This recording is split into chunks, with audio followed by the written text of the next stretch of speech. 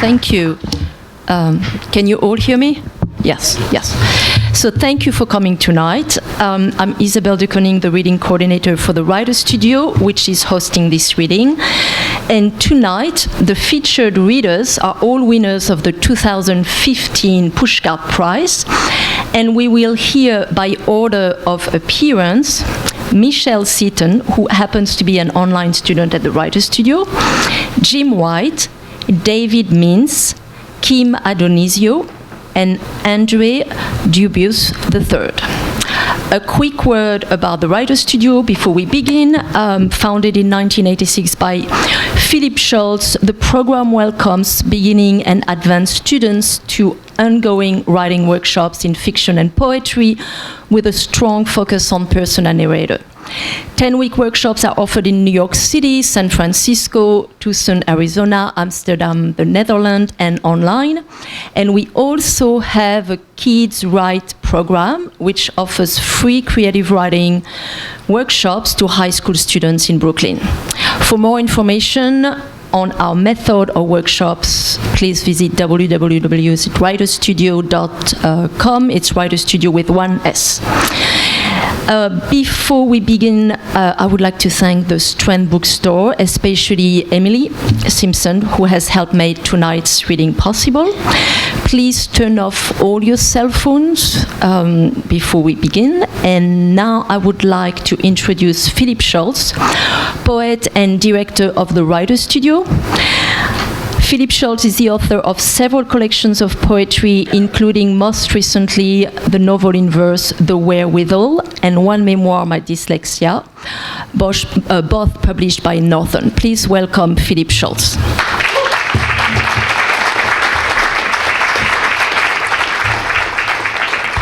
Well, it's a special honor tonight. I mean, this is a great house and a lot of very dear friends here.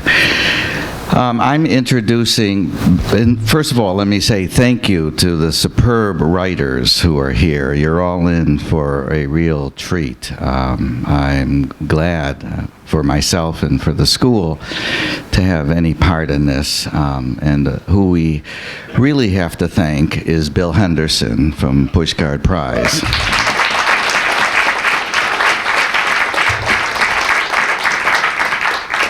I mean, there are the facts. He has a number of 7 memoirs, the latest of which, the new one, is Cathedral, which is quite a moving and powerful book about recovering from illness, from cancer, and building a cathedral in Maine. It's a very strong book. I strongly recommend it. Bill and I have been friends for a very long time, and I have to say, if any of you have wondered how someone has the vision and the strength to keep an endeavor, an industry like this going for 39 years. 39. He's never not thinking about it. We meet in the dog run in Springs, where we both live in East Hampton, and we are dogs. His is the one with the balls, and mine is Penelope, who keeps putting his in its place. But it's always an adventure. He has always just come from reading this unbelievable story and poem and essay, and he is so enthusiastic about it. He wants to tell me every detail. Maybe he knows I'm dyslexic and will have trouble reading it. I'm not sure what that. But there's never a time when he isn't involved with something he just read. And if you wonder how somebody has the vision and the fortitude to keep a project like this going over all these years, that's how. He loves all this stuff. He loves all in writers and writing. So let me introduce the man behind all of this, Bill Henderson.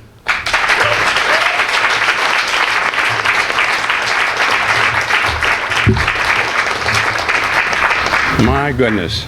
My dog has balls.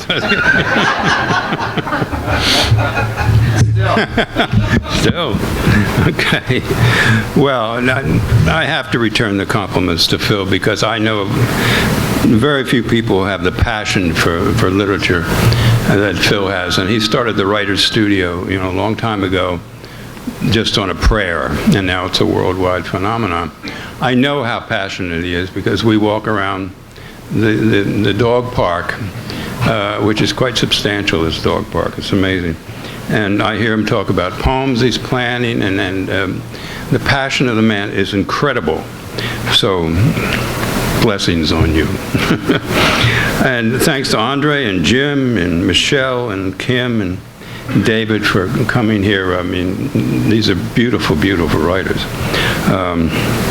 Some of our board members from our endowment, and if you have deep pockets, I see a lot of deep pockets around here. We have an endowment. Danny Dolchen's here. I know Jim Charlton's here. Lily Henderson, my daughter, is here. She's on the board, and she'll be taking some pictures, so look your best. Some of my staff is here, my vast staff.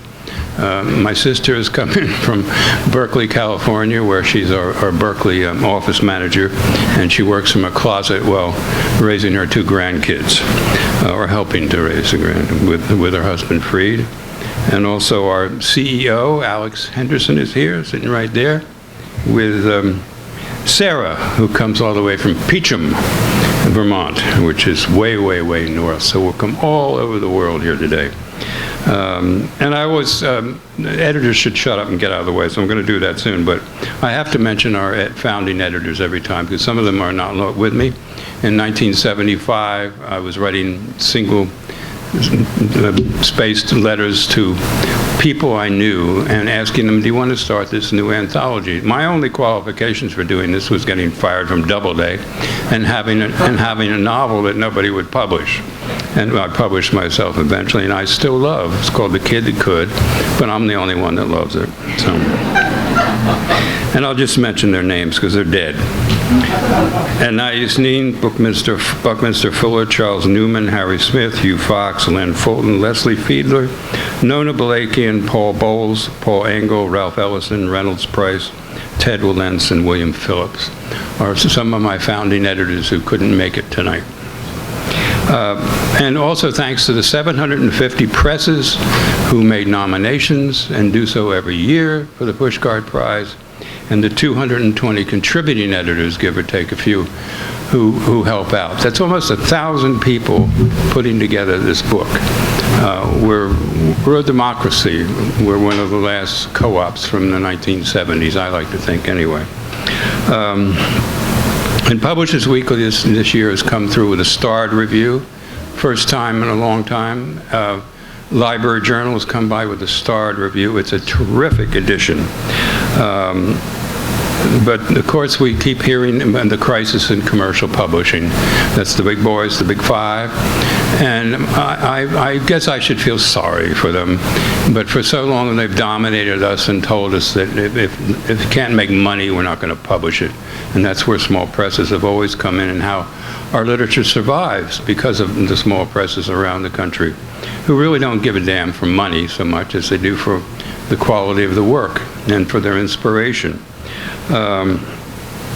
And Publishers Weekly points out that with big publishers in trouble, the small presses are taking up the slack and keeping us all alive in literature, because we're the only thing we have in the universe is each other, and we have to keep writing seriously and caring about each other, not about money. While I'm preaching, I'll go on to Kindle for just a second. I'm learning how to use an email, computer thing. My wife is Steve, my daughter is a whiz. And I tapped into a Kindle ad on Amazon, and how you, the unsung author, can be published in nanoseconds, just that fast. You don't have to wait any longer. You don't even have to think. You just put your stuff out on Kindle and you'll be world famous. You'll have your stuff. What a lie. What obscene bullshit. And you have to know this is not what publishing is. That's printing or whatever it is. But I don't want to nail Amazon too much, but I'd love to. That's Andre, he agrees with me. Amazon continues to undercut independent stores, and you don't have to get out of bed, you know. You just order your book from Amazon. Who needs to get out of bed? you know, and it arrives the next day, Amazon Prime or some nonsense. And you can read it on your Kindle, but understand that Kindle, if people were reading Kindle, they couldn't read War and Peace or the Bible because you'd run out of batteries. So we wouldn't have Moby Dick, we wouldn't have, you know, anything if Kindle had its way, and Amazon, so beware. But the spirit of independence is still very much alive. Bookstores are coming back. Kids, I hear from my daughter, are loving the book. They love things with spines, you know, and we're having a reaction, I think, to all this electronic nonsense. And books with batteries, who would have thought? Pushcart Prize gets 8,000 nominations every year, 8,000 nominations. And over the years, the past almost 40 years, the quality has been getting fantastic. So I'd love to stand up here and proclaim the end of the world, but it's not happening. It's all because of the small presses of this country. And you will find the presses in the back of the Pushcart Prize who are in the new edition, Radio Silence, and Jim White's publisher is here, Dan Stone, somewhere around. Dan, there you go. Came all the way from Berkeley. So and so many totally unknown presses, they pop up every year, and they're doing the hard, good work. Now, it's my duty and pleasure to introduce Michelle Seaton, who is a journalist and author, it says here. Right, Michelle? Essays have appeared in the Harvard Review, Sycamore Review, Best American Non-Required Reading. She's a nonfiction instructor at Grub Street in Boston and was a longtime contributor to the NPR sports show Only a Game, which I listened to. It was Saturday morning, right? Terrific. And she's written about everything from professional wrestling, you did that? To NASCAR, to team precision skating, and of course, she wrote a lot about football, which her piece in the Pushcart Prize is about, called The Prospects, from One Story, a great magazine. It's about football prospects and where they think they're going to go. Anyway, Michelle, thank you.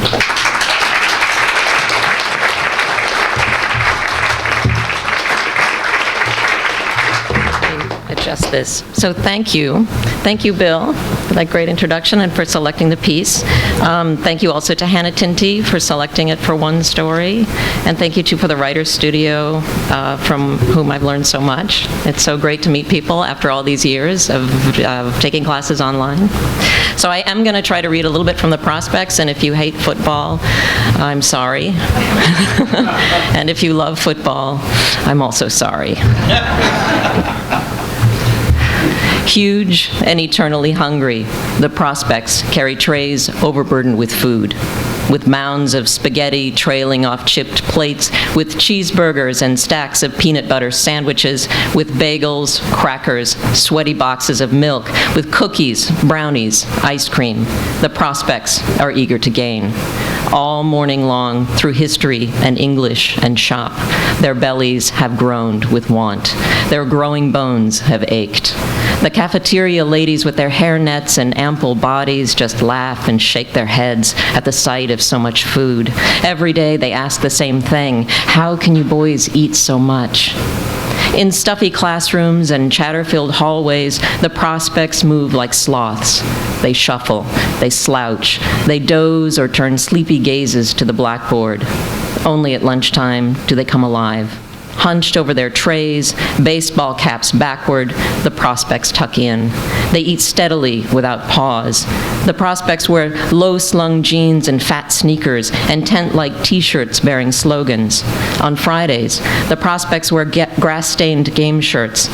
Next week is the last week of the football season, and already the college coaches are gathering, writing, phoning, texting, sometimes visiting.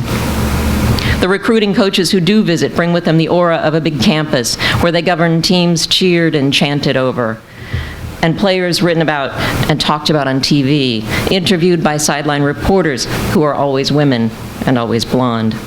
And yet these coaches never smile. They peek into the cafeteria and stare at the prospects without expression, while the prospects continue to eat, to grin at the lesser mortals around them, to steal food from a buddy's plate and fling it on a neighboring table. They pretend they are not being watched. The prospects know their own potential. Their foot speed has been carefully clocked. They can run 40 yards in 5 seconds, or 4.5 seconds. Never 6 seconds. 6 seconds is too slow. They bench 250, or they bench 300. They swallow gel caps filled with supplements nicknamed Nitro and Explode. The skin on their biceps, on their chests, on their shoulders is crisscrossed with silvery stretch marks. In foggy suburban bathrooms, they stand shirtless and sweaty and flex all their muscles at once. Flex their biceps until the skin is pulled tight, until the muscles cramp. They flex their chests, looking for striations in the pecs.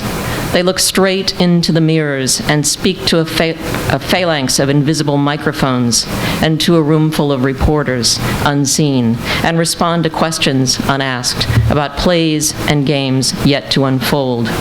The prospects speak in an unbroken chain of cliches as they teleport themselves away from manicured lawns and department store fashions, away from top 40 hits of love and loneliness, away from rules and curfews and boredom and bad grades, and into the imagined world of college football, where the roster of players is 100 deep, with players who travel in packs, eat together, work out together, attend all the same classes, and throw their own parties replete with binge drinking, casual vandalism, and spontaneous sex. This is a world in which the players as a group occupy a status above everyone else on campus, a world that will be partially unveiled to the prospects in one of several on-campus visits, each one a tacit promise of future freedoms and successes. If only they can get in, get the offer, the free ride, the 3/4 free ride, or even the half free ride with optional no-show job attached. The prospects won't consider anything less. But for now, the prospects still live at home in football-fervent cities and towns, among the hollowed-out factories, the vacated office parks, under the care of their parents, the unemployed and over-mortgaged, the downgraded part-timers, the patriotic, the doggedly informed, the God-fearing and peace-loving, the green-thinking and internet surfing, but most of all, the hopeful, those who hold lottery tickets and buy wrinkle cream, those who cruise the self-help section of the bookstore in earnest, those who are working on themselves, tweaking their resumes, while watching TV shows in which the nobody rises over several weeks to become a big star. Those who had the mystifying good fortune to birth a child of monstrous size, one who has collected admiring letters from famous coaches in distant cities. And in these homes, each prospect is still a boy who seems to ingest his body weight in food and who views a pizza or a roast chicken as an appetizer. A boy who can down a quart of milk while standing at the open refrigerator door. A child who cannot be trusted with the car or the television remote because he has no impulse control, no sense that others exist. Yet this child seems tailor-made for the XXXL world he will inhabit, a world of super portions, mega churches, and 56-inch plasma screens, of catastrophic storms, runaway fires, tandem tornadoes, of taxpayer-funded stadiums and billion-dollar television rights deals, swollen CEO salaries, and severance packages, a world in which the ones with an early push are the only ones who survive. The prospects believe in their own celebrity, like starlets, like politicians embroiled in scandal, like criminals emerging from court. The prospects have learned to ignore the syllables of their own names. The prospects do not turn when hailed. They have cell phones they do not answer. They receive texts they do not read. They ignore everyone except the coaches who send letters promising a visit, coaches who call frequently, almost nightly. The prospects never stir to answer the phone. The mother does that, always the mother. The prospects lounge on lumpy rec room couches in finished basements while thumbing consoles or working joysticks and staring at the flickering images they control. The prospects stomp zombies. They steer cars through tracks. They draw swords against Spartans. They invade, they pillage, they steal, they kill, they die. They wait for the gentle knock on the bedroom door, the shout down the basement stairs, followed by the plaintive announcement that Coach so-and-so is calling. The prospects make a big show of not wanting to talk. They sigh loudly and curse softly as they shuffle to the phone. There they answer questions about their grades, their classes, their games. They are polite and reserved as they wait for the offer of a full ride, a partial ride, a scholarship large or small, but never ask for it. They listen to the hints, the chattiness, the faux friendliness, hoping to hear a whisper of actual need. The best recruiters, those working at assistants and top programs with the biggest budgets, of course, show nothing. Like the prospects, they can afford to expend tiny amounts of energy to draw attention from all potential candidates. And here are the recruiters from the lesser schools, the also-rans, the schools in transition with losing records, the small schools in Division 2 or 3, the schools with spare budgets and few scholarships. Recruiters from these schools are perpetually on the road, perpetually in sales meetings with disinterested buyers. Every day, these men steer a rental car into several high school parking lots and sign in at the office where they don visitors' badges and wait for the prospects in empty rooms. These men wear golf shirts with a discreet college logo. They have trim waists and crisp haircuts and good posture. They have firm handshakes and carry large binders. They introduce themselves using the word coach and present business cards. Their resumes are stacked with credentials, with assistantships in high school and college programs, with associate's degrees or undergraduate degrees in criminal justice or business administration. Some include the stats of their playing days at a big program, of yards rushing or defensive tackles, of completed passes or receptions, of touchdowns and wins, and yes, the losses too, for the losses are never forgotten. Nor are the missed tackles, the dropped passes, the broken plays, the lost leads, the miscues, mistakes, poor judgments. The imprudent risks of a lifetime never go away. They just add up. These men are former college athletes who still bear the telltale height, the broad shoulders, the barrel chests, and the deep voices of top players. Men who spend hours each day in a gym hefting weights while counting reps, or laboring mightily on a track, on a treadmill wearing earbuds, in a lap lane, on a squash court. Men who play pickup games of basketball, softball, tennis, who study the sports pages every morning, committing box scores to memory, and snorting at the words of each columnist, who follow multiple teams in many sports, who shout at their television sets during games, and who gamble a little while pretending not to, and for whom the appetite for food and competition and exertion and adrenaline has not diminished and may never fade. These recruiters are in their 20s or in their 30s or rarely in their 40s. They are salesmen who spend the winter months driving through an assigned territory, meeting, glad-handing, smiling, visiting homes, selling the program, the college, the athletic experience to multiple players at every position. And for this, they may earn a salary similar to an assistant professor, or they may earn a few $1,000s per year, along with a dining card that allows for free meals in the college cafeteria, or in some cases, they are glorified interns, meaning that they are part-time stringers, hoping to catch on somewhere. These job titles contain an asterisk, provisional status, far afield from the contractual agreement, sometimes totaling millions of dollars, that binds top head coaches to their programs. A recruiter in a small program is a man who stocks shelves and collects tip money for each delivered pizza, and sells athletic shoes in a sporting goods store while sleeping on a friend's couch, or while sharing a studio apartment with 6 other men and 3 dogs, and whose resume is in the hands of every football coach, great and small, with whom he has had even the merest acquaintance. He is a man who once dreamed of greatness as a coach, but whose dreams have shrunk to one goal, that of a paid position at any program. On rainy days, these recruiters limp with little reminders of injuries, those tendons that popped in stride, or the ankle that was ground into the turf under a pile of bodies, or the collision in mid-air that cracked a vertebrae, a scapula, a femur, a collarbone snapped under the weight of a set of pads propelled by 315 pounds of linemen.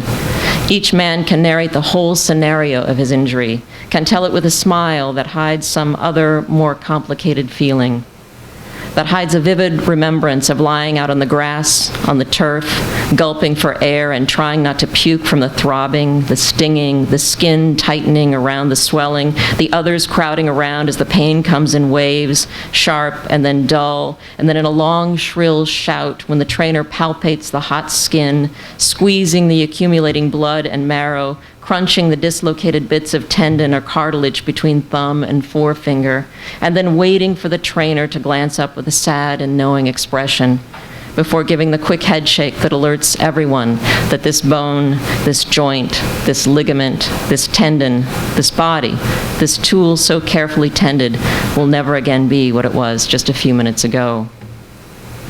Recruiters never talk about their own concussions, except in jest, about blacking out mid-tackle and waking up on the sidelines, about walking as though drunk while the horizon swims.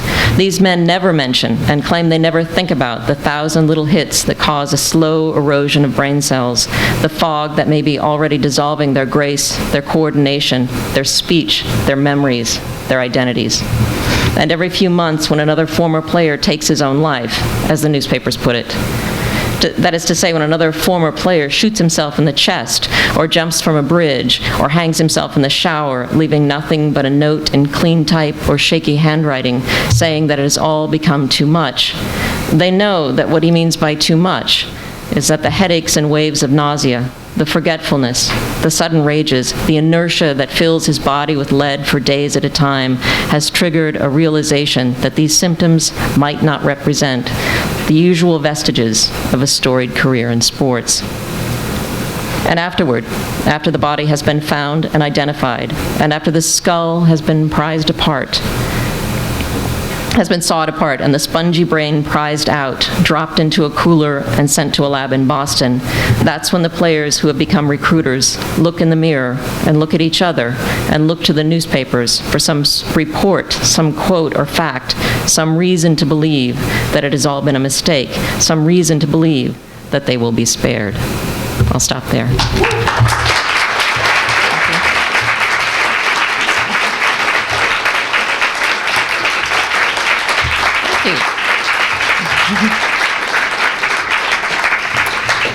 Thank you. So I'm going to introduce Jim White. Jim White is a self-described crackpot musician, visual artist and writer, a former New York City cab driver for 12 long, harrowing years. Jim's debut record, The Mysterious Tale of How I Shouted Wrong-Eyed Jesus, was hailed as a cult masterpiece and later adapted into the award-winning BBC documentary Searching for the Wrong-Eyed Jesus. This is going to be a hoot and a half, isn't it? Jim's Southern Gothic-themed music has been featured in a slew of major motion pictures and hit television shows, and his found object art assemblages have been shown in highbrow galleries and museums in both the U.S. and abroad. Jim presently resides in Athens, Georgia, with his 2 daughters. Jim.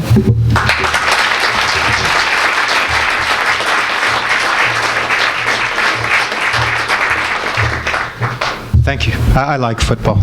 I'm thinking more about it now after having thought about all that other stuff. I will read from Super White. I probably won't get through half of it because brevity has never been my strong suit. I used to, when I was in college, my professors hated me because they would give a 2-page assignment and I would hand in 20 or 30 rambling off-point pages. I just was trying to make sense of a lot of information. I seem to have to process more information than some of the more happy people in the world.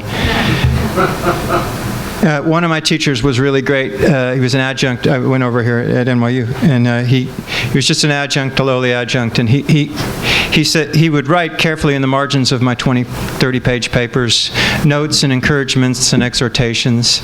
And at the end of one of the papers, he says, "I see since you are invoking the talking cure that I must cooperate with you." And the talking, I went to NYU, it's like a fancy school. At the end of my career, that's like the only thing that I remember from that school was that phrase, the talking cure. It seemed to signify something that I needed to pursue further. When I write stories, I'm not an author per se. When I write stories, it is in pursuit of the talking cure. I'm trying to make sense of things that confuse me. So with that, I will start Super White, which is my story from radio silence. And I want to thank you first, Bill, before I start reading, for picking this out of the blue. It's just kind of a surprise. This all started back in 1983 in Amsterdam, Holland. I was living in a sort of self-imposed exile. It was one of those depressing gray winter days. I was trudging past a world-famous nightclub called the Milkweg when, through the clouded plate glass window, I noticed a music video playing. Normally, this wouldn't have been cause for stopping, as the place typically aired a fare of affected British new romantic groups like Spandau Ballet or the Human League. But this was different. It featured a palsied young man struggling through a series of disembodied, dyskinetic posturings. I ventured within earshot, and from what I could gather, the strange person was singing something about burning down his house. At that time, I was truly lost, displaced in every way, physically, spiritually, psychologically, culturally. Day in and day out, I'd sit and think, mostly about Jesus and the mess I was in because of him. I'd given up on the end times Christianity that had been the centerpiece of my existence for most of my life, and in the process, I'd painted myself into a weird existential corner. I'd bought an old guitar to Holland to pass the time, and I'd sit in my sparsely furnished room and write song after song detailing the various landmarks of my confusion. These were erratic, disjunctive odes to unhappiness that, on the rare occasion when I shared them with others, were seldom met with a positive response. A Scandinavian cruise ship worker once said upon hearing them, "It sounds like being in a small room with many shortwave radios playing all at once." The shortwave radio analogy was apt, considering the constant clatter of disorganized thoughts coursing through my mind, the infernal static, the meandering fragments of meaning randomly interweaving with the flotsam and jetsam of many years of poor mental housekeeping. So imagine my surprise when, as I stood there watching this video, the clatter momentarily abated. I felt a shadow of peace pass over me, followed by a surge of kinship with that weirdo singing about burning down his house. This notion of kinship was, at that moment in my spiral into self, so profoundly welcome that I burst into tears. The next day, I forced myself to go to a record store and find out more about this person. The clerk directed me to a section devoted to a band called The Talking Heads, then reverently uttered the singer's name. It's David Byrne. I purchased a cassette and over the ensuing months listened to it dozens of times. Eventually the tape began to drag and slur, then one day it broke. And that was the last I heard of David Byrne for a long while. It never occurred to me to replace the tape or seek out other examples of his work. I was lost. Gradually the memory of him faded into the ever-shifting quicksand of my mind.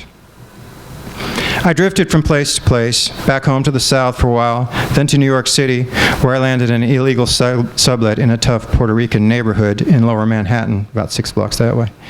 Just days before I left North Florida, I'd purchased a white Western-cut suit to wear during my inevitable job hunt in the city. As I tried it on in the St. Vincent de Paul thrift store, I thought it made a real statement about who I was. Once in the Big Apple, the futility of buying such an offbeat garment became abundantly clear. I couldn't find a job anywhere, much less in an office, where a suit might actually be appropriate. Week after week, I looked for work, but nobody was interested in hiring me. Eventually, I ran out of money and took to eating out of restaurant dumpsters. I was deeply depressed and on the verge of becoming homeless when I finally found a job making sandwiches in a Soho cafeteria, minimum wage and 1 meal a day. Being destitute and not having much of a wardrobe, the white suit became an all-purpose garment that I wore in my leisure time. I cut quite a figure as I rode around my old bike around the downtown area, imagining myself immune from the filth that was flying at me from every direction.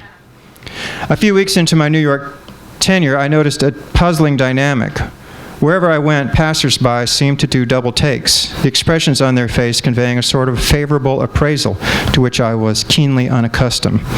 I could only guess that they must have been attracted to the exotic suit I was wearing.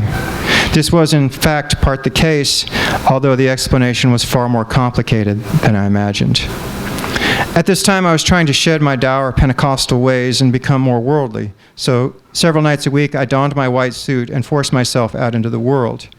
I discovered a scattering of edgy dance clubs near my apartment, It's King Tut's Wawa Hut, for those of you who know that. I went there a lot. Slipping ignominiously through their doors, I'd guzzle down a few shots of overpriced whiskey, wait for the booze to take effect, then try my hand at modern dancing. I was from a Pentecostal background. We didn't dance. We didn't wear bathing suits. We didn't do any of that stuff. I was terrible, wild and unrhythmic, unfamiliar with the fashionable steps of the day. You would think I would have been universally shunned in such places, but to my surprise, hipster types would come prancing up to me, flashing huge, greedy smiles. They'd dance with me, often inexplicably slapping themselves on the forehead and making chopping motions on their arms as they undulated to the mind-numbing beat. Some of you already know the joke. Thinking this to be some popular new dance, I aped their movements, much to their delight. One day while passing an artsy movie theater on 8th Street, I was startled to discover a photo of my white-suited self in a movie advertisement. The poster was for a film called Stop Making Sense. Examining it more carefully, I saw, in fact, that it wasn't me at all. It was that palsied guy, David Byrne. He, too, wore a white suit, although his didn't fit quite as well as mine. I studied the image, deciding that he and I looked quite a bit alike. His hair was cut in a fashion identical to mine. His build was slight and rangy, and he wore that same vexed expression on his face that I'd been told I had. It was a discount matinee, so I paid my $2 and sat down in the empty theater. Through the opening scenes, I felt a further sense of kinship with this lunatic who sang and sputtered about burning down his house. I was burning down my house too, after all, albeit in a symbolic, circuitous, and utterly oblique manner. The sense of kinship vanished when David Byrne began his quirky, emblematic dancing. He commenced to chop on his arm and slap his forehead, and suddenly all those grinning, dancing hipsters made sense. They thought they were dancing with the legendary David Byrne, and were thrilled when he did his signature moves for them. But in fact, nothing could have been further from the truth. They were dancing with a minimum wage nobody, a clinically depressed sandwich maker, an illusion. The idea of participating in illusions might be alluring to some people, but it wasn't to me. I was engaged in an epic struggle to become myself, not David Byrne. As such, I left the theater and threw the white suit in the garbage. The sandwich shop closed down, so I took a job driving a cab. One night I picked up the lead singer from a popular band called Gay Bikers on Acid. He was utterly wasted and accompanied by a garish Asian woman who I assumed was a groupie. After commenting favorably on my hyper-aggressive driving style, he began to soliloquize about how cab drivers and rock stars were essentially practicing the same art form. He riffed on that line of horseshit until we arrived at the ritzy Midtown hotel where he was staying. As he was disembarking, he invited me to his concert the next night at Madison Square Garden. "Oi, mate, what's the name? Put you on the guest list," he said. I pointed to my name, which was clearly listed on my hack license. He looked at it, seemed puzzled for a minute, and then said, "No, that ain't right, is it? Yeah, you're not him. You're a fucking Travis Bickle. That's who you are, mate." And he scowled at me with that punk rock sneer that they all had. I offered no response. And he said, "Yeah, that's right, you, mate, right, Travis?" I looked away, and the groupie giggled nervously. "Right then, Travis Bickle it is. No worries, you're on the guest list," he said, and he slammed the door and staggered off. I suppose he was trying to be helpful, but I resented his remark and did not attend the Gay Bikers on Acid concert. The last person in the world I wanted to become was Travis Bickle, the homicidal schizophrenic stalker from Martin Scorsese's film Taxi Driver. And yet, over and over in the coming years, the taint of that worrisome persona began to settle on me, like coal dust falling on a doomed, impoverished West Virginia mining town. Not long after the Travis Bickle incident, I had a peculiar dream about a black woman I knew from a writing class I was taking. A radical feminist from the South, she was a lovely collision of contradictions. Rural, yet highly educated, self-assured, yet vulnerable, full of hard-won dignity and salt-of-the-earth humor. I crossed paths with her a few days later and told her about the dream. The action began on a boat landing at the edge of a vast murky swamp. I was myself in the dream, but she was a yellow bulldozer. Her motor was running, and I climbed into her cockpit, put her in gear, and drove her into the swamp, jumping off as the slimy green water pooled around my waist. I swam back to shore as she plowed ahead driverless, disappearing into the mire. I thought, she being a writer, she would appreciate the absurdity of the dream, but she didn't.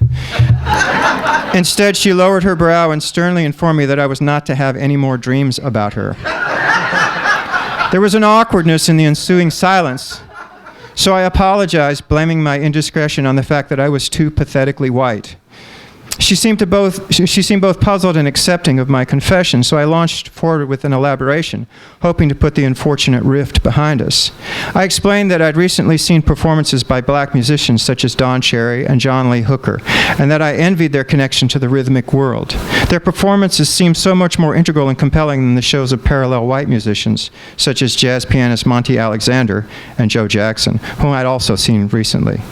It was clear that I had no such rhythmic connection to the universe, but I deeply desired one.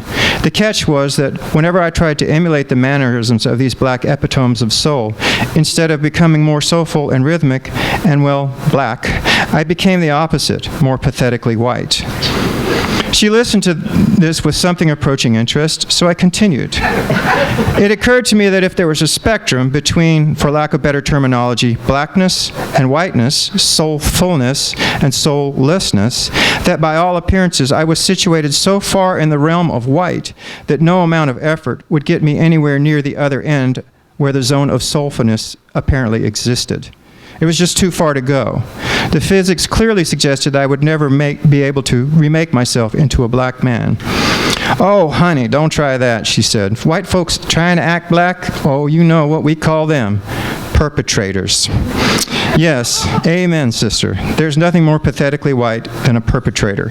Still, I explained I was unwilling to accept the fate of mediocre whiteness. It occurred to me that instead of making feeble attempts to cross that vast expanse of whiteness to get to the realm of soul, I'd be better off going in the opposite direction, endeavoring to become more and more white.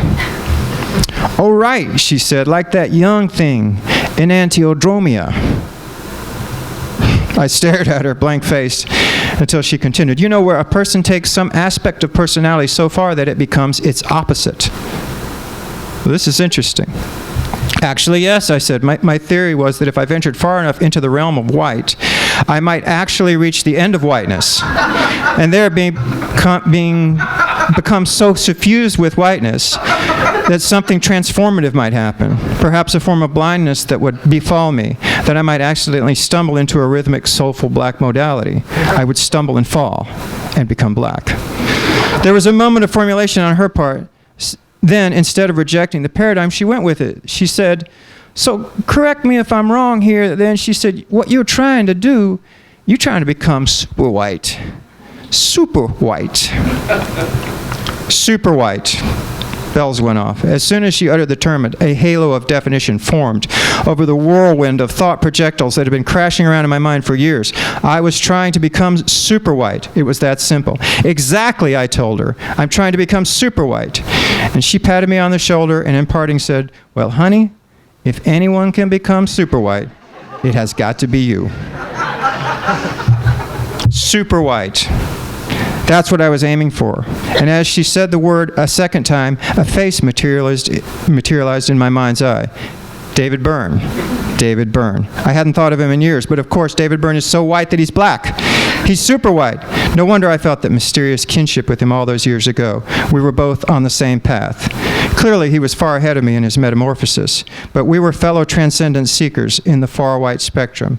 Then and there I understood, somehow, some way, I would eventually come face to face with David Byrne. And I would neither introduce myself nor offer any preamble or apology. I would simply, boldly, with a knowing smile, speak the word super white to him. And if the universe was the place of mysterious order and meaning that I so desperately needed it to be, he would instantly both understand and embrace my declaration.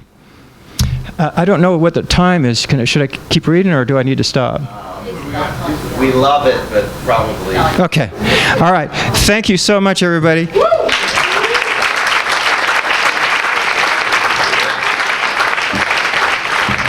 If you'd like to, tomorrow night I'm doing a show at Poisson Rouge right over here with Radio Silence people. It's a fundraiser, and there's all kinds of luminaries. If you'd like to come, please do. Thank you so much to everyone here for having me. And I'm going to introduce David Means. David Means' second book of short stories, Assorted Fire Events, won the Los Angeles Times Book Prize for Fiction and earned a National Books Critics Circle nomination. His third book, The Secret Goldfish, was shortlisted for the Frank O'Connor International Short Story Prize. And his fourth book, The Spot, was selected as a 2010 notable book by the New York Times and won an O. Henry Prize, bless you. His short stories have appeared in many publications, including Esquire, The New Yorker, and Harper's, among others. David Means. Thank you.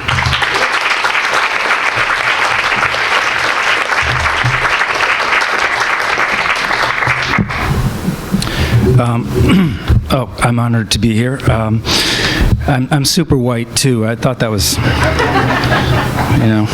I want to thank Bill and the Pushcart Prize. One thing is that the first one I got years ago, it came at the time in my life when these can be sort of life-altering moments. You come out of the blue, suddenly you get a note. And I also want to say that I'm glad to be reading at the Strand. I'm glad to be reading at a unionized shop, a place that has a union.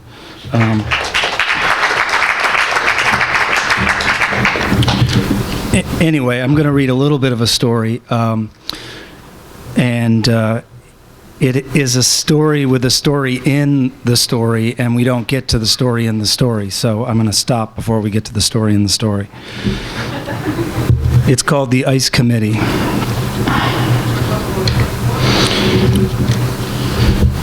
It was late afternoon.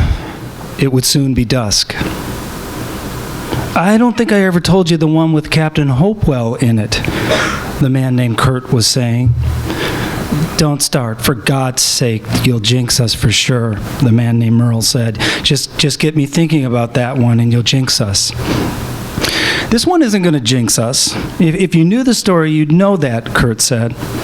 And then for a few minutes, both men sat silently and mulled over everything they'd discussed on the nature of luck over the course of the last few months as they'd wandered up and down Superior Street, shaking cups for spare change, scraping for odd jobs, whatever it took to gather enough for some booze and a scratch lottery ticket. They'd agreed that to talk too much about good fortune just before you scratched would decrease the odds of it coming because luck had to bend around the place and time of the scratch, establishing itself in relation to your state of mind at that particular moment. You either scratched in a deliberately calm, quiet moment or in one of great emotional intensity. Scratch a ticket on the sidewalk in front of the Hope Mission, or worse yet, inside the lounge with all that dusty grief, no chance in hell. At your mother's grave on a pristine winter day, after praying your prayerful respects and laying some flowers against the tombstone, about 50-50. Out in Lake Superior, on the deck of a good ship under a gloriously crystalline sky, 60-40. On the deck of the same ship in a 100-year storm with slush ice forming on the lake just after hearing the news that your old man died, 90-10. Back at your mother's grave in the fall at dusk, having survived that 100-year storm, sure thing. Best to clear the head of all expectation and settle into a state of not caring as you looked out with silent and blissful longing at the lake. You haven't heard this one, so it's not going to hurt our chances if I tell it, Kurt was saying, leaning back on the bench. It won't change the odds any more than if I were to start talking about that dream of having, that I have of buying a decommissioned ship, either here or down in Cleveland, dry dock the fucker, put in a jacuzzi and a pool table and a wet bar, all that stuff, he said. And then the older man, who sat formally with his hands on his knees, reached up and adjusted the lapels of his coat. You just planted a seed in my mind about you buying that retired ship, which is just as much of a jinx as me thinking it. So you're saying I shouldn't talk, Kurt said. The lake in front of them was unusually calm for this time of year, a burnished gleam that stretched out to a single vessel far out, heading into the horizon. Behind them to the right, the bridge sat with its 100-ton counterweights up and the span down, waiting stubbornly to be relieved of its burden. With the exception of the ship out in the water, nothing seemed to move. As we discussed ad infinitum, you should hold off on talking too much about fortune, good or bad, until we scratch that fucking ticket, Merle said, shaking his hands in his sleeves and twisting his cufflinks into position. He had a long, gaunt face and still periwinkle eyes. Well, Captain Hopewell was a hopeless asshole, Kurt said. Can I at least fucking say that? Ships in Vietnam. Vietnam and ships. That's all the kids got, Merle thought. Whatever you say, Professor. I didn't say a word, Merle said. But you were thinking something, and I know what it was, Kurt said. He stood and walked down to the shore to examine for the second time that afternoon the dead flies and grime that marked where the water, no tide, nothing even resembling a tide, had receded during the hot, dry summer. The ship had disappeared over the horizon, heading on what seemed to be an upbound tack that would pass to the south of Split Rock Lighthouse and Isle Royal, then charting a course to the Sioux Locks, likely the Po Locks, Kurt thought. Yeah, the Po. It's the only one that could handle a boat that length. Down through Lake Huron, down the St. Clair, past Detroit, across Lake Erie, up the Welland Canal, across Lake Ontario through the St. Lawrence Seaway, 400 slogging miles, and then out to sea. It was easy to imagine the urgency that would fill the ship this time of year as it shoved through the locks, searching out the sudden serenity of the seaway with the land close on both sides, and then leaving it behind, entering the Gulf of St. Lawrence, and finally the open Atlantic. That's how it worked. You boarded in the spring, hung from the sides and painted the hull, scrubbed the deck and worked your ass off bolting and unbolting hatches, hardly paying the water much notice until one day as you stood on the deck having a smoke, the vastness of the open sea flashed you like a girl with her skirt blown up, exposing a beautiful secret, and then you fell back into the boredom, the tedium of the hatches, the decks, the dust in the holds. It opened and shut on you, the sea did. Hopewell, you busted my ass, Kurt shouted. You were a vintage Nova Scotia stoic. Again, I have to say, I've heard everything I want to hear about Hopewell, Merle said, studying his friend. Kurt was rail thin, dressed in an old flannel shirt and a canvas jacket that hung loosely from his wide shoulders. All the drugs he'd taken had given him a saintly gauntliness, as if he'd starved himself for some grand purpose, and his eyes, when he wasn't squinting, had a shifty dart that somehow made him look younger than his 52 years. Come on, just tell me a little bit, just a word or two to confirm that you know the story, Kurt said, slapping his sides and hopping, lifting off his toes. I think we agreed that it's okay if it's a new version that has some good luck in it. Well, if you insist, Merle said. You told me you were working on an old scrap heap, due for the heap, you said. It was flying a Portuguese flag and had a captain named Hopewell. Then you asked me for another word for hard ass, and I suggested that you use the word stoic. You said, yeah, stoic, that's the right word. You called Hopewell a vintage Nova Scotia stoic, like you did a minute ago, and then you told me the story. I could have told you 100 fucking Hopewell stories. I have a bunch of them, Kurt said. And stoic's a word that I knew before you taught it to me. Vietnam was in it, Merle said. I'd say that half my stories have Nam in them. That doesn't prove to me you've heard this one. Well, it had Captain Hopewell in it, and it had Nam in it, and it had a ship that was due for the scrap. Did it have a guy named Billy T., my buddy who enlisted with me in Benton Harbor? Did we not agree that we'd refrain from telling stories that might in some way involve luck? Did we not agree at some point, Merle said, pounding his walking stick into the dust? Look, Just humor me, give and confirm that you've heard it, and I'll shut up. But if you haven't heard it, then I think I should talk because I feel like talking. And you know, if I don't talk when I want to talk, there's a possibility that the tension from me not talking might jinx us just as much as me telling some kind of story that has the wrong type of luck in it.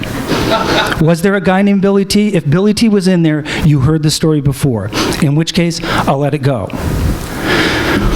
Merle reached up, pinched the dimple in his tie, curled his palms over the end of his stick, and shaking violently tried to stand.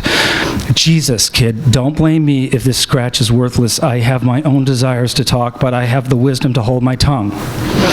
He gave up the effort, sitting again, and watched as Kurt took a chug of beer, wiped his mouth, lit a cigarette, scruffed his feet as he prepared to tell the story, working it over in his mind, presumably, trying to remember if he had indeed told Merle the entire thing from beginning to end, or if he'd just given the abbreviated version with the end left out.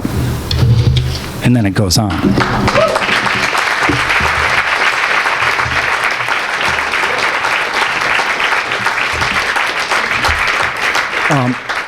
Thank you. Now I have the pleasure of introducing Kim Addonizio. I actually researched because I really wanted to make sure I pronounced it correctly. I watched YouTube videos of you in a car, and I'm like, okay. And her stuff is great, so I ended up spending the afternoon listening to her work. She's the author of 5 books of poetry, 2 books on writing, and 2 novels. She's been awarded the Pushcart Prize in both poetry and the essay. Her new story collection is Palace of Illusions, a memoir, a great title, this is the best title, Bukowski in a Sundress, is due out next year.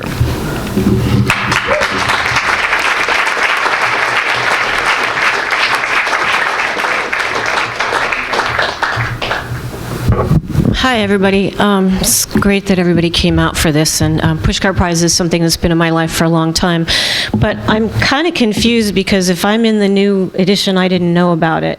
So am I in there, or am I just... Okay, I'm in the previous one. Okay, I just, thought maybe I'd won something I didn't know about. I was getting all excited. So yeah, I'm going to read a story from this collection, The Palace of Illusions, and there are a handful of short stories. I thought I'd do one of those, and I was going to read this one about a love triangle, but my friend said, no, read the one about the blowjob. So I'm going to take the low road, and what can I say? Because it's short, so.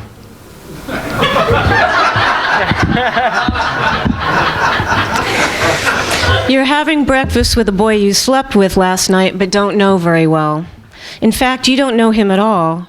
You met in a bar near campus, the kind you usually don't go into. Peanut shells littering the floor, pool tables between you and the ladies' room, not a potted fern or plate glass window anywhere. And you let him talk you into going back to his place, not for a nightcap. You sensed the word nightcap would be as unlikely to cross his lips as motif or semiotics or deus ex machina. No, what he said was, you want to go hang at my spot? You had drunk enough margaritas with amaretto floaters to nod dumbly. You would have dog-sledded with him across a cracking ice floe, followed him into an Ebola epidemic, tribal warfare. What you did was stumble to a stucco house 2 blocks away, through a dirt yard and past an enormous American flag serving as a curtain for the picture window, into your latest ill-advised erotic encounter.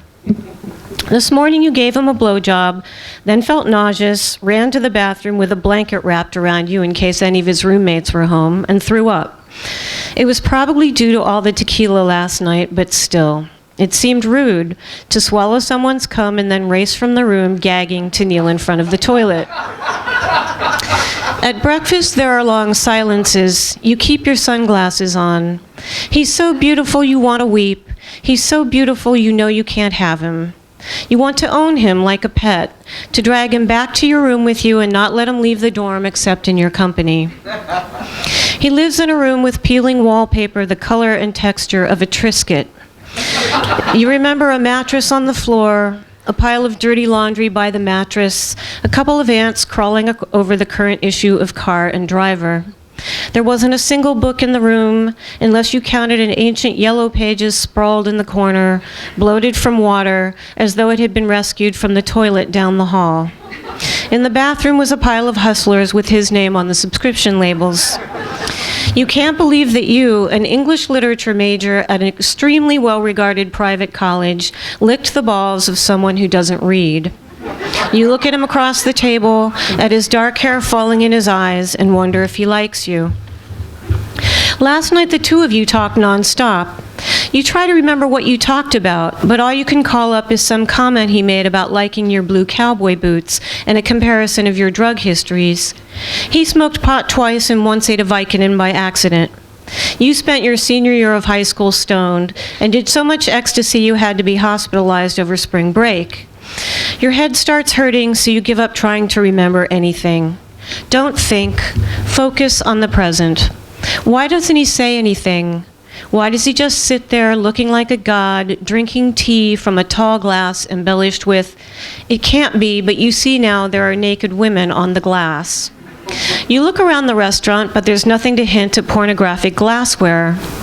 There are two large, badly executed oil paintings, one of wild horses and another of wild geese. The horses are doomed to extinction. The geese have nowhere to fly but into the wall. Ordinary glass salt and pepper shakers adorn the tables. The women on his drinking glass aren't drawn on, but, how would you say it? Blown. Their breasts and bellies protrude. He lifts them to his lips. You can feel yourself getting wet, and you shift in your seat. You can't stand the silence any longer, so you say, "Are you always so quiet when you come?" He barely made a sound this morning as you knelt before him, the mattress buttons digging into your knees. You're a very verbal person usually, and you get paranoid when people don't talk.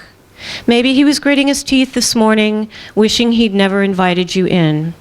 Maybe he's sitting there now thinking the same thing you're thinking, "My God, what have I done?" He shifts in his seat now, too, and lowers his eyes like he's embarrassed. The waitress is suddenly there with your breakfast, and you can see by the look on her face she heard your question, or at least the phrase, "when you come," and you lower your eyes to the plate she sets in front of you. You try to remember something, anything from last night's conversation. Surely there must be some common ground. There was discussion about prisoners asking for kosher meals. Who had brought that one up? "What do they think it is, summer camp?" he had said. "It's prison, feed 'em slop." This comment had made you extremely anxious, so you drank another shot of tequila. By this time you were at his kitchen table, trying to put together a two-piece child's wooden puzzle. The pieces were supposed to form a pyramid. You spent half an hour or so fruitlessly turning them at various angles to each other, unable to figure it out, until he finally showed you. Of course, it was simple, a matter of changing your perception slightly, and the trick became obvious. This is how your sexual life often feels. Things almost fit, but you don't seem to have the knack of looking at them in the right way. You have long periods of no boyfriend, then there are too many, and you can't choose. You love boys who leave you. The ones who love you don't satisfy you sexually. You go home with illiterate people who probably, if they knew the first thing about you, would want you locked up and fed slop. You eat your eggs and English muffin, and they taste like glue.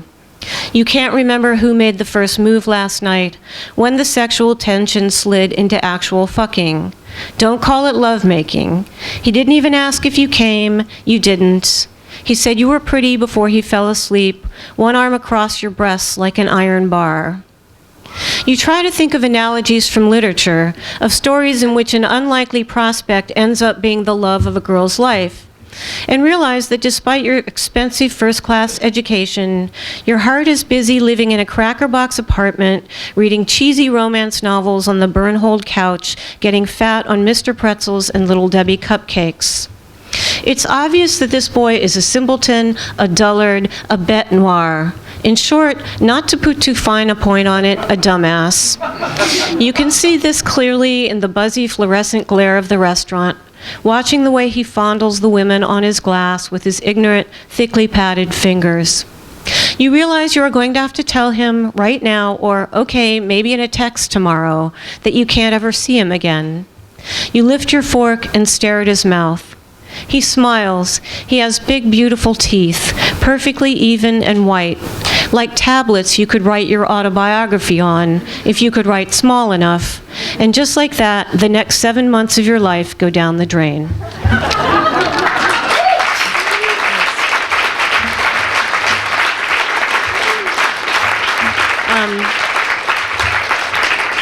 So it's a real pleasure and a privilege to introduce Andre Dubus III, who I've been a fan of for a long time. And I'll read all his laurels. He's the author of 6 books, including the New York Times bestsellers House of Sand and Fog, The Garden of Last Days, soon to be a major motion picture. Fantastic, I didn't know that. And his memoir, Townie, a #4 New York Times bestseller and a New York Times Editor's Choice. His novel, House of Sand and Fog, was a finalist for the National Book Award, a #1 New York Times bestseller, and was made into an Academy Award-nominated film starring Ben Kingsley and Jennifer Connelly. His new book, Dirty Love, was published in the fall of 2013 and has been listed as a New York Times notable book, a New York Times Editor's Choice, a 2013 notable fiction choice from the Washington Post, and a Kirkus starred best book of 2013. Boy, those Kirkus people are hard to please, too. Mr. Dubus has been awarded a Guggenheim Fellowship, the National Magazine Award for Fiction, 2 Pushcart Prizes, and he's a 2012 recipient of an American Academy of Arts and Letters Award in Literature. His books are published in over 25 languages, and he teaches full-time at the University of Massachusetts Lowell. So, Andre Dubus III.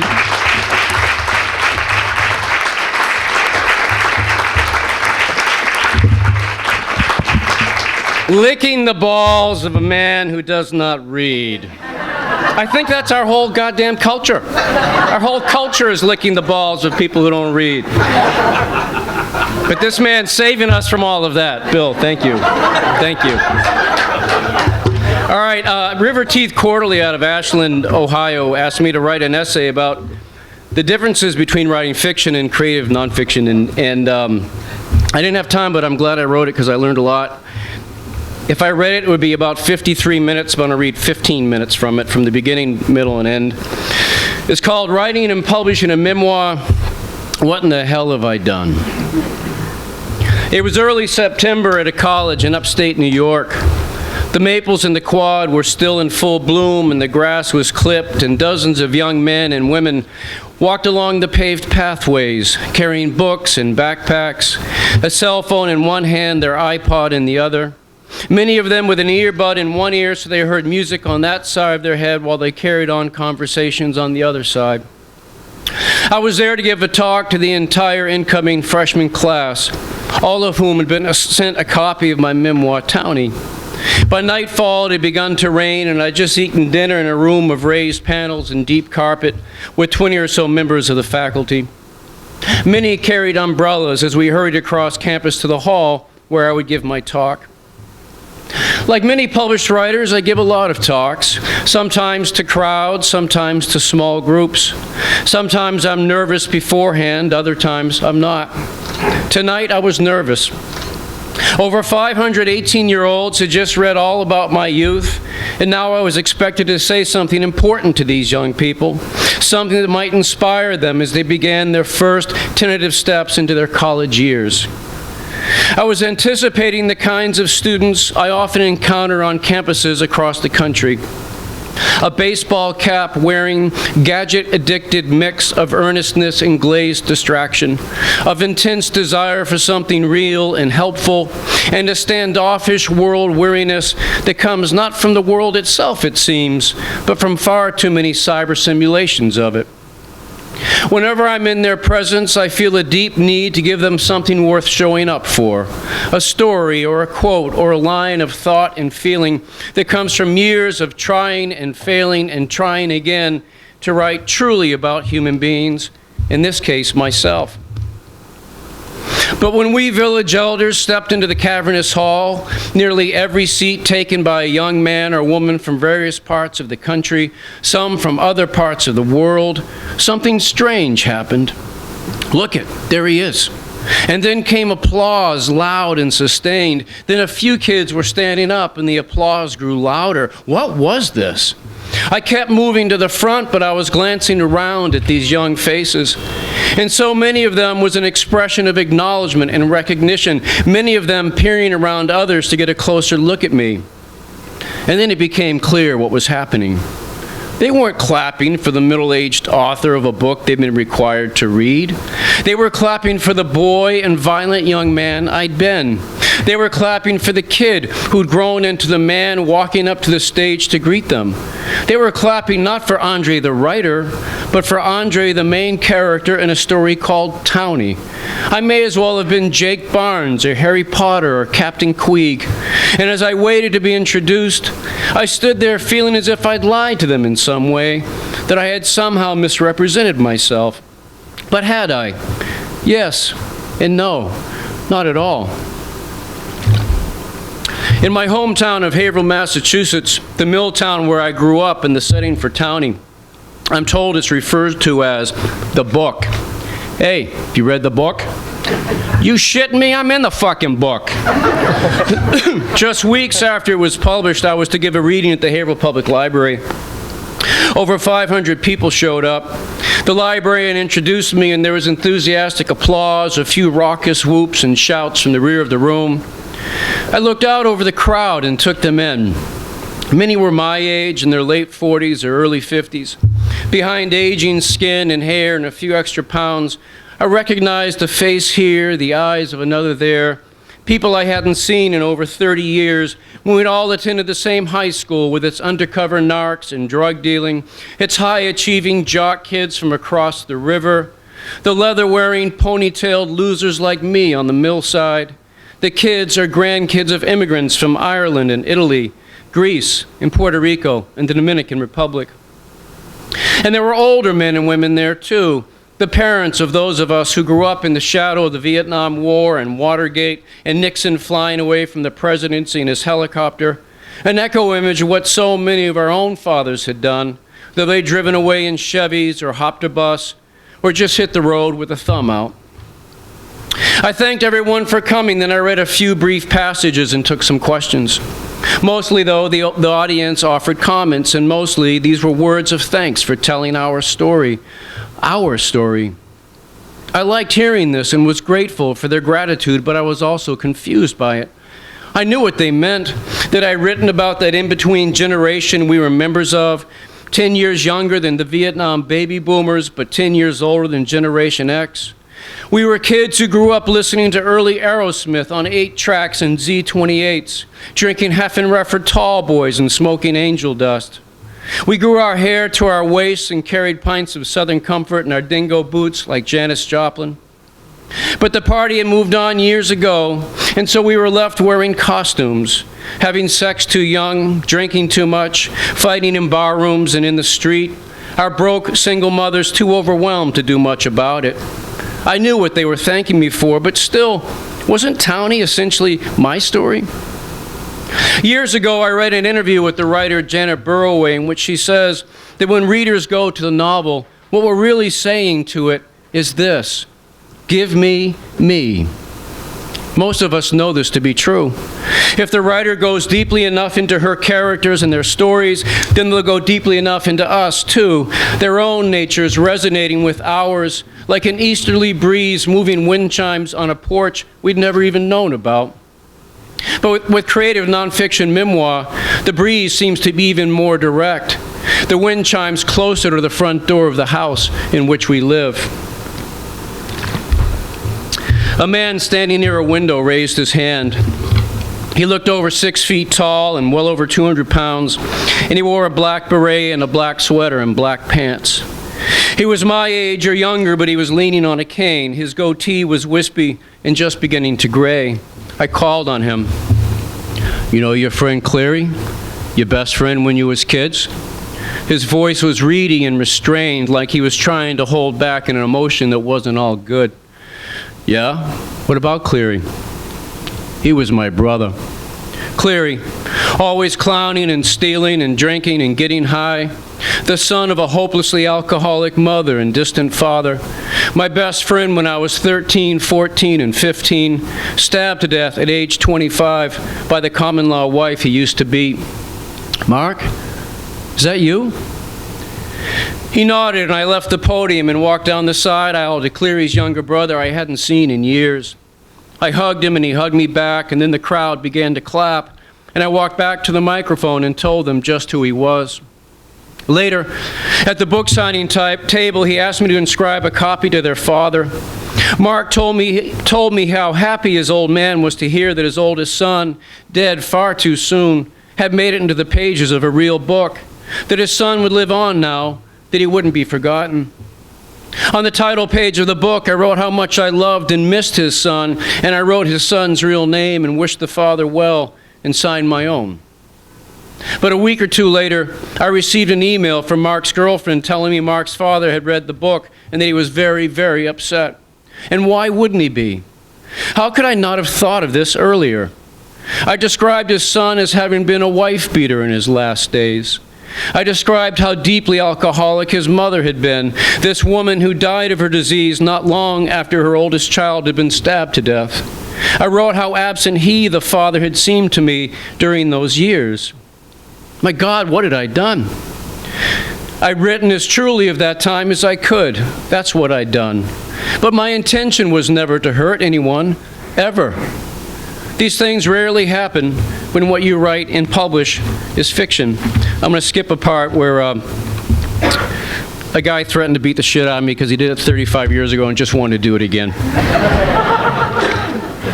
But I think he read the whole book.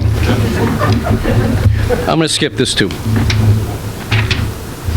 I had naively assumed, semi-consciously, that because our father hadn't lived with us, I wouldn't have to write about him much at all. But as I wrote my way back into those years, I learned otherwise. The word to remember is the opposite of dismember and means to put back together again. As I was putting back together the years of my growing up, my father's absence in our daily lives became a major presence in the book. For a while, a few weeks or a month, I resisted it. I knew that if I were to continue writing as honestly as I possibly could, I wouldn't be able to write about him in the most flattering light. He had wonderful qualities. He'd been immensely gifted, a true and humble artist, generous, funny, attentive to the suffering of friends. But as a young father, he also had been largely AWOL, and it hurt me to know that my writing was already showing this. I loved him. I missed him. I was proud of the art he had created with his time on earth, and I did not want to betray him. Years earlier, when I just begun to publish my fiction, my father and I did a reading together in New York City. I read first, and then it was his turn. As he wheeled himself up to the microphone, there was boisterous applause, and a woman sitting next to me leaned in and asked, "Was he just the perfect father?" What could I tell her? That no one is? That it was my mother who raised us, not our father? That when he was around, he really wasn't? But she was clearly doing what I'd seen so many other readers of my father's work do. She was confusing the writer with his beautifully wise writing, the flawed artist with his nearly flawless art. I think I smiled and nodded and turned my attention towards my father, who'd begun to read. People who read his stories tend to love them to a degree bordering on worship. Art of this caliber can change lives. The last thing I wanted to do was to paint my father in such a way that I might somehow damage that nearly sacred relationship between his devoted readers and not him, but his work. But neither could I idealize him in any way. In Townie, I was trying to stay as loyal to my subjective memory of those years as I could. And in those years, my father was a deeply flawed one. But if my father's own art sought to do nothing else, it sought to illuminate truths. In all my writing life, I've been trying to do the same thing. So I held my nerve, stepped into my fears, and tried to capture my father as he'd been. I was in a bookstore in Ohio on the paperback tour for Townie. A Catholic priest sat in the front row. After my reading and talk and a few questions from others in the audience, the priest raised his hand. He was wearing his Roman collar and looked to be in his late 60s. He also looked troubled.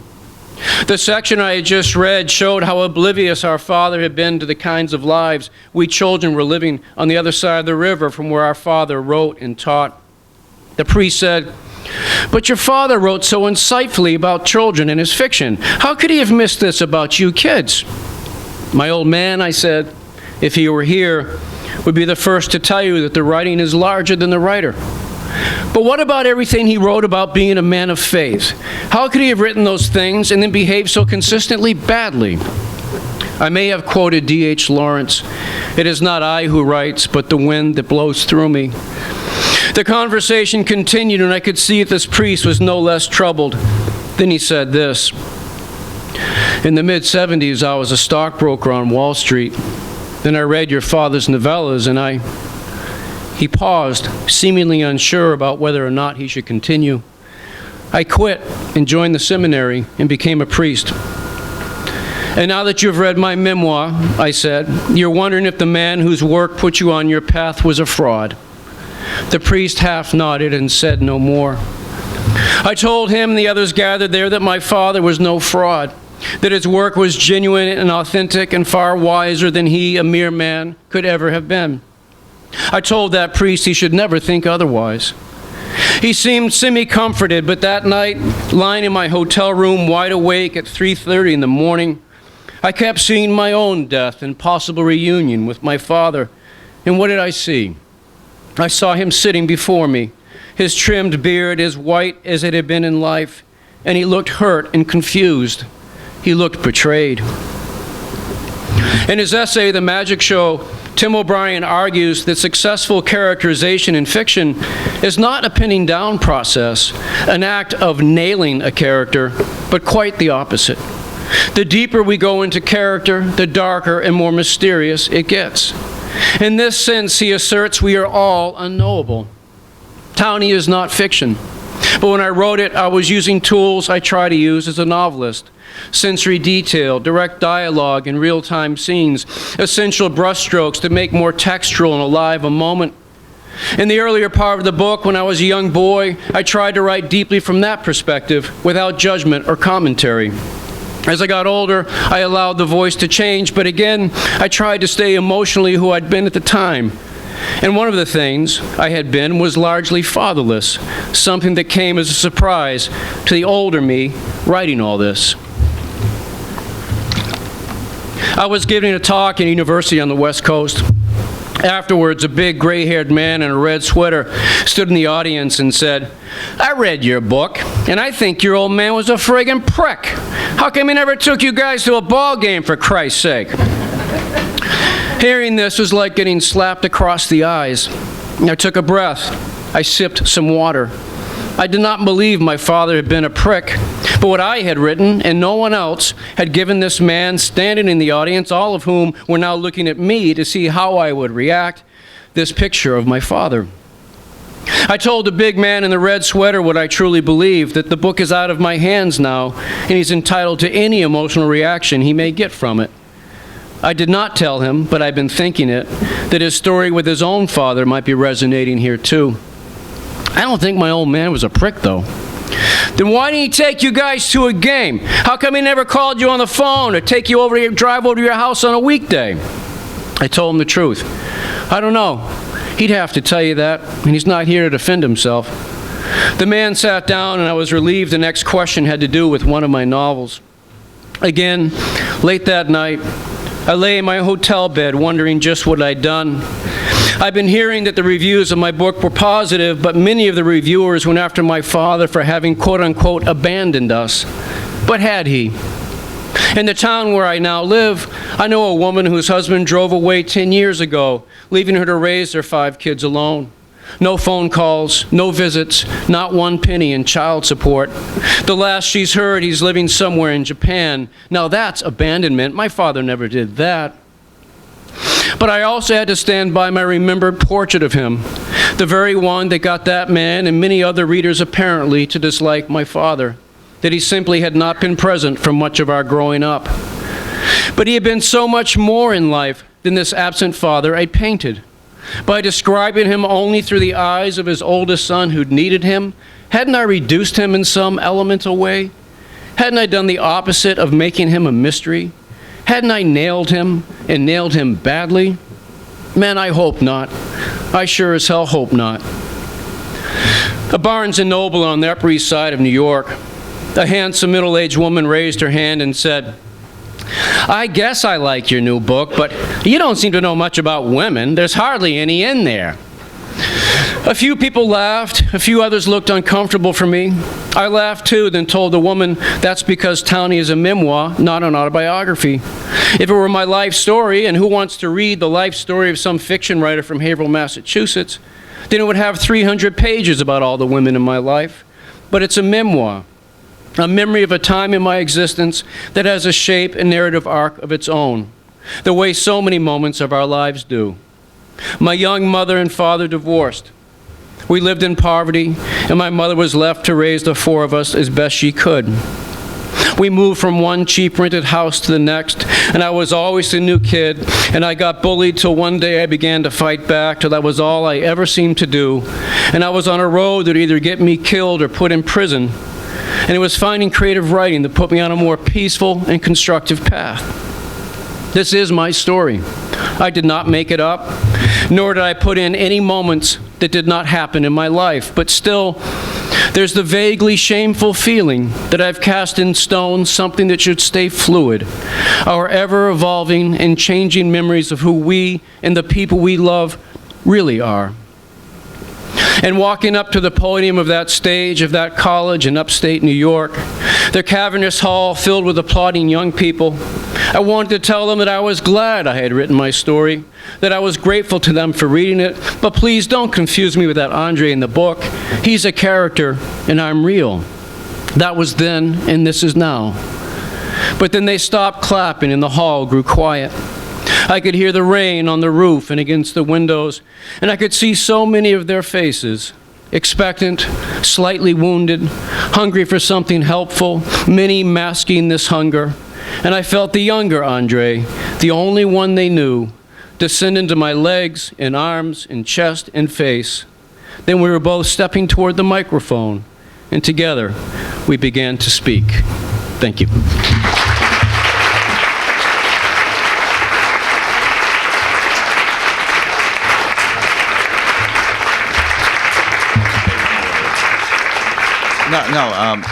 Just quickly, we've been hosting readings for a very long time, many years, and I don't think I've ever been blown away like this, like tonight. Thank you all. The wonderful, wonderful readings.